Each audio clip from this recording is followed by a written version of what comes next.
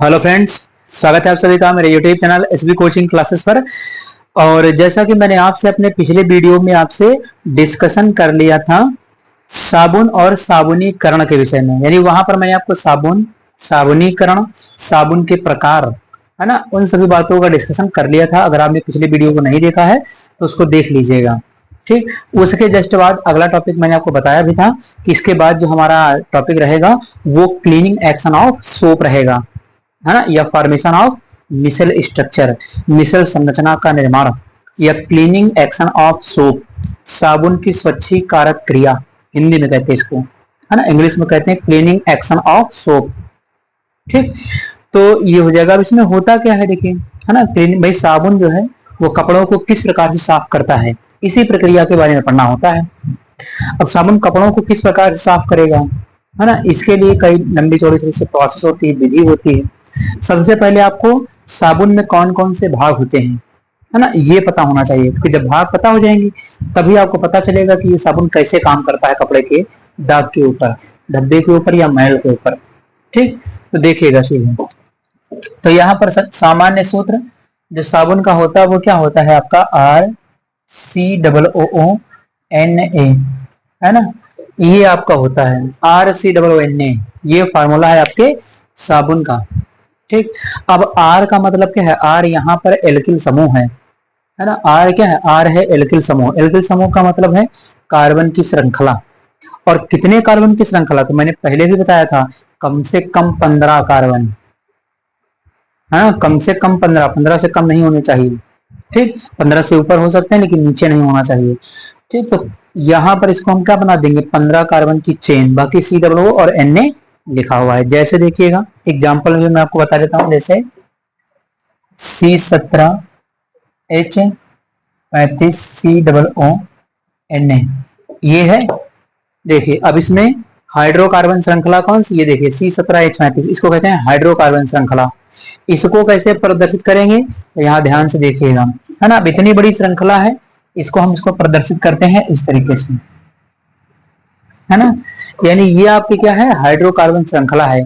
इसको क्या कहेंगे, हाइड्रोकार्बन श्रृंखला, यानी 17 कार्बन। अब गिनकर के नहीं बनाया जाता है। ठीक, आपको पता है कि ये जहां जहां पर मुड़ी है वहां वहां पर क्या होता है, कार्बन। ठीक, तो हम कोई गिनकर तो बनाते नहीं है, और ना ही किताब में गिन करके बना हुआ होगा। ठीक, यहाँ पर बस एक कॉमन आइडिया लेकर के इसको बना करके दिखा दिया जाता है। जरूरी नहीं कि आप 17 कार्बन गिन करके बनाएं, गिनने लगेंगे तो फिर बड़ी दिक्कत हो जाएगी, है ना, कि पता लगे पूरा एग्जाम का टाइम खत्म हो गया और आप डायग्राम ही बनाते रह गए। ठीक, तो यहाँ पर एक गैस लेकर के इसको ऐसे करके बना दिया जाता है। तो ये आपकी क्या है, हाइड्रोकार्बन श्रृंखला। हाइड्रोकार्बन मतलब C17H35 वाला जो भाग है ये, है ना, C17H35 वाला भाग ये है। बचा हुआ क्या है, COO बचा हुआ है। तो COO को हम एक डॉट से दिखा देते हैं। ये डॉट किसको प्रदर्शित करता है, ये डॉट प्रदर्शित करता है COO, है ना। भाई इसको तोड़ेंगे तो क्या होगा, RCOO माइनस Na प्लस में टूटेगा। इसको अगर तोड़ेंगे कैसे टूटेगा, देखिए इसको अगर तोड़ेंगे तो RCOO माइनस और Na प्लस, ठीक, इस तरीके से, दो तरीके से टूटेगा भाई, RCOO माइनस और Na प्लस। तो वही चीज यहाँ पर लिखी हुई है। इस समूह को, इतने समूह को देखिए, COO माइनस वाले को यहाँ पर देखिए मैंने डॉट से प्रदर्शित कर दिया, और इसके साथ क्या लगा रहेगा, Na सोडियम। तो यहाँ पर क्या लगा देंगे, Na लगा देंगे, सोडियम लगा देंगे, Na प्लस।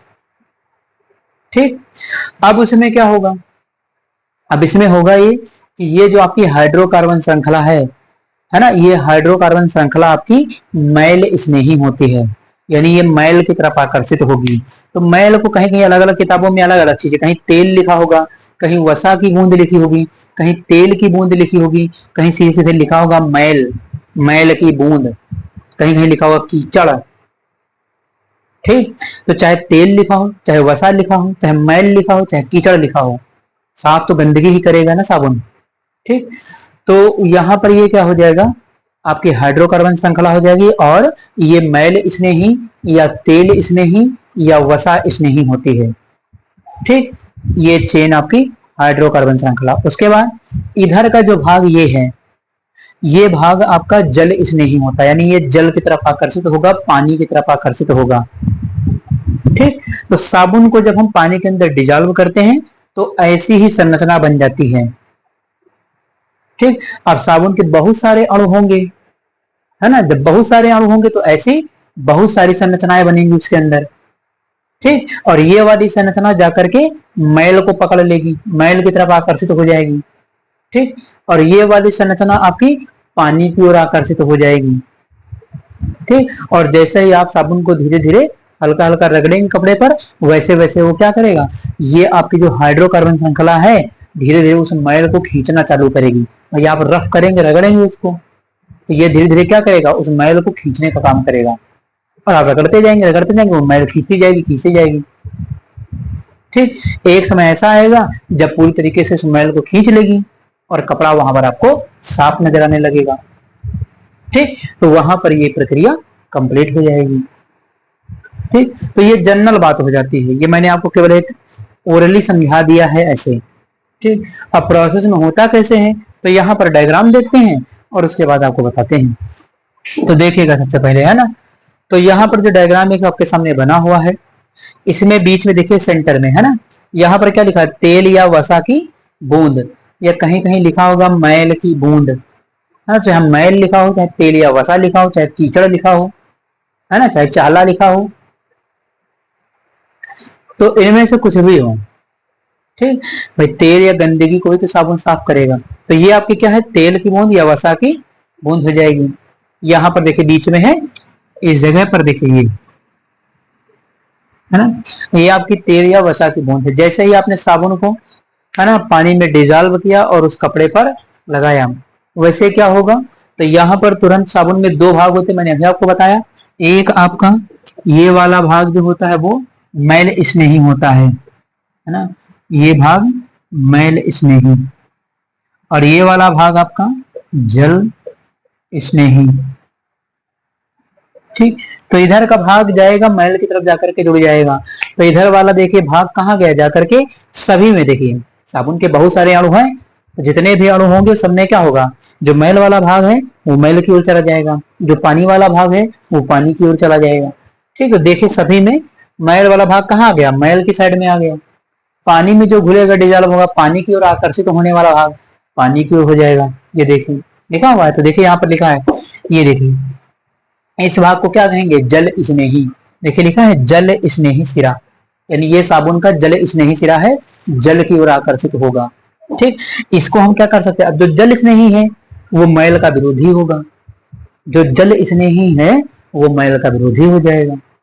ठीक, उसके बाद यहाँ पर देखिए लिखा है जल विरोधी सिरा, इसको क्या कहा है, ये जो तिरछा लाइनें बनी हुई हैं, हाइड्रोकार्बन श्रृंखला है ये। ठीक, इसको क्या कहते हैं, ये जो बनी हुई लाइनें हाइड्रोकार्बन श्रृंखला।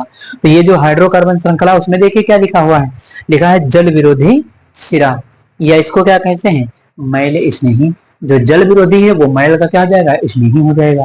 ठीक, तो यहाँ पर देखिए लिखा हुआ है कि मैल स्नेही या जल विरोधी सिरा। ठीक, अगर स्पष्ट ना समझ में आ रहा हो तो आप इसको यहां से दिखा सकते हैं, इस जगह से। ठीक, इसको मैंने ये नाम दिया है, तो ये आपका जल विरोधी या मैल स्नेही सिरा है जो मैल की ओर आकर्षित होगा। ठीक, तो इस प्रकार से एक संरचना बन गई है, जैसे साबुन को कपड़े में डिजॉल्व किया, पानी में डिजॉल्व किया और कपड़े पर लगाया, वैसे ही उसके अंदर क्या होगी, एक विशेष प्रकार की संरचना बन जाएगी। देखिए सामने आपके बनी हुई है। ठीक, इस संरचना को स्पेशल नाम दिया था, इसको कहा जाता है मिशेल संरचना, है ना, तो मिशेल संरचना इसको कहेंगे। ठीक, अब मिशेल संरचना बन गई, उसके बाद इसमें क्या होगा, तो मिशेल संरचना जैसे बन गई, उसके बाद आपने इस साबुन को रफ करना चालू किया, यानी हल्का हल्का रगड़ना चालू किया, रफ करना चालू किया। तो जैसे रफ करना चालू करेंगे वैसे ये संरचना क्या है, पूरी हिलेगी, पूरी संरचना हिलेगी, और ये जो आपका मैल स्नेही सिरा है वो धीरे धीरे अंदर से मैल को क्या करेगा, खींचेगा। ठीक, आप उसको रफ करते जाएंगे, वो खींचता जाएगा धीरे धीरे। ठीक, धीरे धीरे खींचता जाएगा, एक समय ऐसा आएगा कि इस मैल को पूरी तरीके से क्या करेगा, बाहर की ओर खींच लेगा। ठीक, और जैसे ही ये खींच लेगा आपको वहां पर वो कपड़ा साफ नजर आने लगेगा। इससे हमें पता चल जाएगा कि यहाँ पर हमारी प्रोसेस क्या है, कंप्लीट हो गई। ठीक, तो इस प्रकार से होती है आपकी साबुनीकरण की प्रक्रिया, है ना। तो इस प्रकार से आपकी हो जाती है साबुन की स्वच्छीकारक क्रिया या फॉर्मेशन ऑफ मिसल स्ट्रक्चर, है ना। साबुन की क्लीनिंग एक्शन ऑफ सोप, ये साबुन की स्वच्छीकारक क्रिया करके आपसे पूछा जाता है। ठीक, तो इस डायग्राम में जो था वो मैंने आपको बता दिया, बहुत कठिन डायग्राम नहीं है और ना ही बहुत कठिन इसकी कोई थ्योरी है उस तरीके की, थोड़ा सा दिमाग लगाएंगे बस तुरंत आ जाएगा। होगा क्या, अगर मान लिया ओरली मैं आपको बता दूं तो सबसे पहले क्या होगा, साबुन के अंदर दो भाग होते हैं, कौन कौन से, एक आपका होता है हाइड्रोकार्बन श्रृंखला और दूसरा आपका ये भाग होता है COONA, है ना। उसमें क्या होगा कि जो आपकी हाइड्रोकार्बन श्रृंखला होती है वो मैल स्नेही होती है और जो आपका COONA भाग होता है वो जल स्नेही होता है। ठीक, तो ये दोनों भाग होते हैं इसके अंदर। जैसे ही आप पानी में साबुन को डिजॉल्व करेंगे तो ये दोनों भाग क्या होते हैं, उस पानी में जो मैल स्नेही सिरा है वो मैल की ओर चला जाएगा, जो जल स्नेही सिरा है वो जल की ओर चला जाएगा, और ये पानी के अंदर जा करके मैल के साथ जुड़ करके, है ना, एक विशेष प्रकार की संरचना बना देते हैं जिसे कहते हैं मिश्र संरचना। फिर आप जब साबुन को धीरे धीरे हाथ से क्या करते हैं, कपड़े पर रगड़ते हैं, तो ये क्या होता है कि जो मैल स्नेही सिरा है वो धीरे धीरे मैल को बाहर की ओर खींचने लगता है ना। जिससे क्या होता है कि कुछ समय के बाद जो मैल स्नेही सिरा है साबुन के दाग को या तेल या वसा की बूंद को पूरी तरीके से बाहर खींच लेता है और कपड़ा साफ हो जाता है। ये हो गई जनरल प्रोसेस। ठीक, तो मैंने आपको ये बता दिया है, आप इसका स्क्रीनशॉट ले लीजिए, फिर इसकी थ्योरी लिख करके मैं आपको एग्जैक्ट बिल्कुल क्लियर कर देता हूं, समझा देता हूं।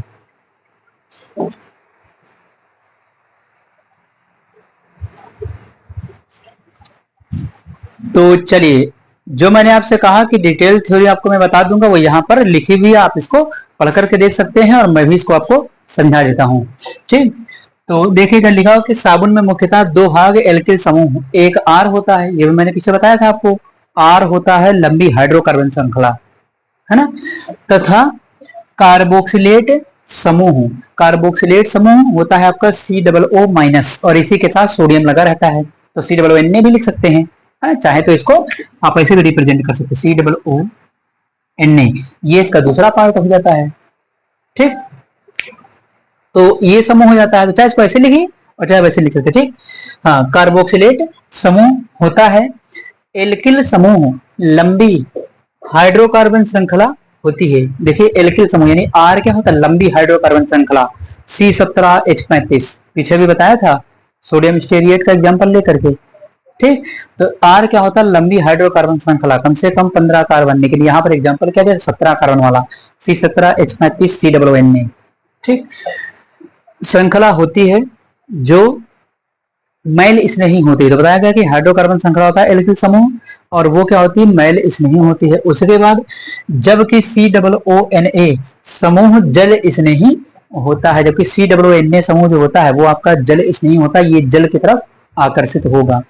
ठीक, उसके बाद लिखा हुआ है जल में साबुन मिलाने पर मैल स्नेही सिरा मैल की ओर, जैसे ही जल में आप साबुन को मिलाएंगे, ठीक, वैसे क्या होगा, तो वैसे ही आपका मैल स्नेही सिरा मैल की ओर तथा जल स्नेही सिरा जल की ओर व्यवस्थित होकर एक विशेष संरचना बनाते हैं जिसे मिश्र संरचना कहते हैं।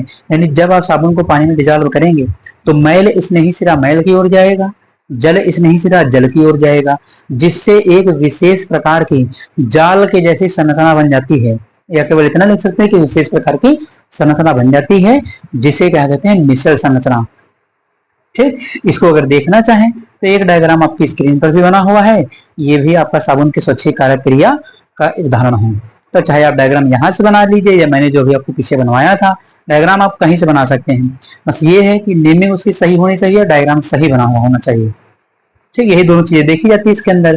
तो यहाँ भी आप देख सकते हैं कि मैल स्नेही सिरा मैल की ओर है, जल स्नेही सिरा आपका जल की ओर है। ठीक, और मिश्र संरचना ये बनी हुई है। तो चाहे यहाँ से आप इसका स्क्रीनशॉट ले सकते हैं या पीछे मैंने आपको बताया ही था आप वहां से भी देख करके बना सकते हैं। तो स्क्रीनशॉट इसका लेना चाहें तो ले लीजिए। ठीक, तो आपने इसका स्क्रीनशॉट ले लिया होगा। हाँ, उसके बाद आगे देखिए, पढ़ के बताते हैं आपको क्या है।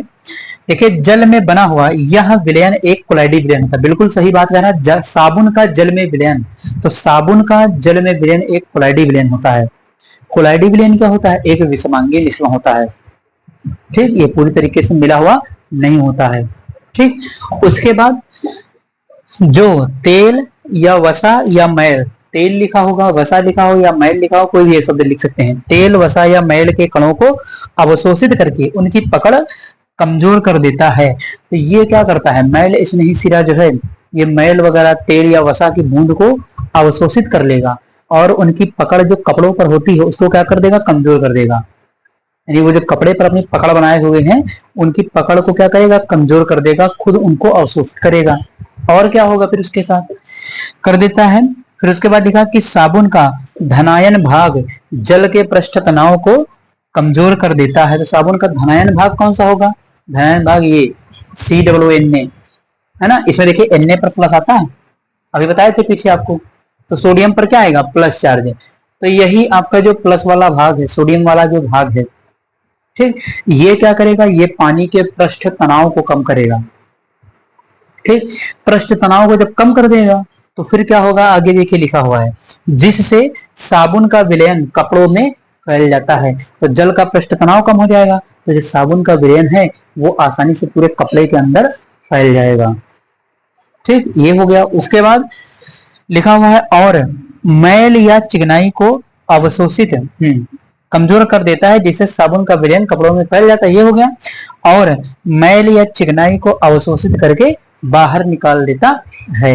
यानी इसके बाद क्या करेगा? वो मैल या चिकनाई को पूरी तरीके से अवशोषित कर लेगा और उसको बाहर की ओर निकाल देता है। ठीक, तो ये फाइनली इसकी कंप्लीट थ्योरी हो जाती है, जो पॉइंट टू पॉइंट यहाँ पर लिखी हुई है ना।